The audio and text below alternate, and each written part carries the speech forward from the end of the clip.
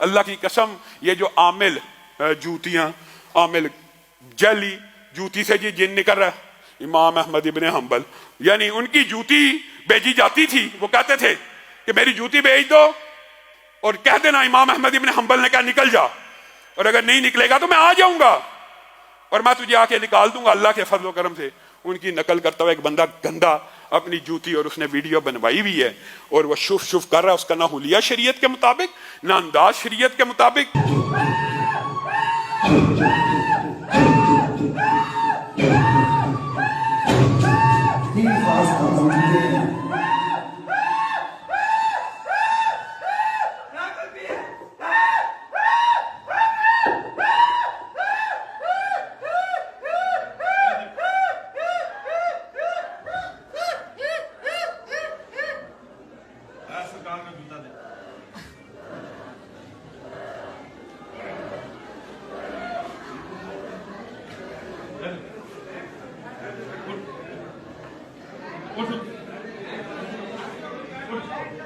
جو طاقت اللہ کے ولی کے جوتے میں ہے وہ نام نہاد کسی نہ مولوی کے نہ پیر کے، وہ اس وظیفے میں نہیں ہے۔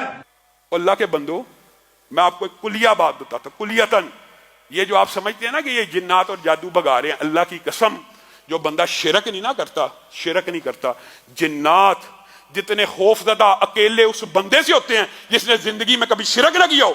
آپ صرف موحد ہو، غصے سے کسی سحر زدہ کو، جن زدہ کو دیکھ لیں اور اس کو کہہ دیں اللہ کے اوپر توکل رکھتے ہوئے نکل جائے گا۔ آپ نے توحید کو کیا سمجھا؟ توحید ایمان کی جڑ ہے۔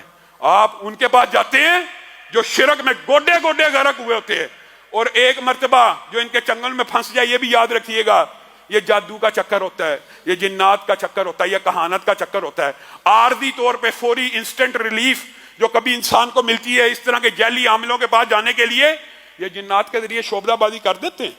کوئی اتنی بڑی بات نہیں، آپ نے یہ پڑھا ہو تو بات ہے نا، حتیٰ کہ اصل بات یہ ہم اس عمل سے دور ہیں۔ رسول اللہ صلی اللہ علیہ وسلم نے جو جنات اور جادو سے بچنے کے لیے عمل بتائے، جو ہمارے اسلاف نے بتائے، ہم نے وہ نہیں کرنے۔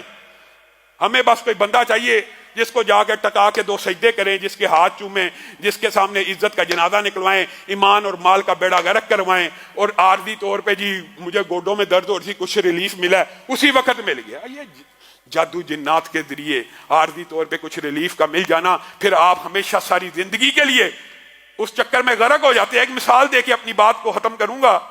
میرے بھائیو، جنات اور کہانت کا ایسا چکر ہے، ابھی ہم یہاں پہ رہتے ہیں، ہر علاقے میں آپ کو پتہ ہے ایک ایسی قریب بستی ہوتی ہے، آپ حیران رہ جائیں گے۔ یہاں پہ بھی ساتھی کہتے ہیں فلاں ایک بندہ ہے 500 روپیہ لے کے میاں بیوی میں ایک ایسا کالا علم کرتا ہے، میاں بیوی میں جھگڑا ہو جاتا ہے، طلاق ہو جاتی ہے۔ کیا قرآن پاک میں یہ آیات موجود نہیں ہیں؟ موجود ہیں، سب باتیں موجود ہیں۔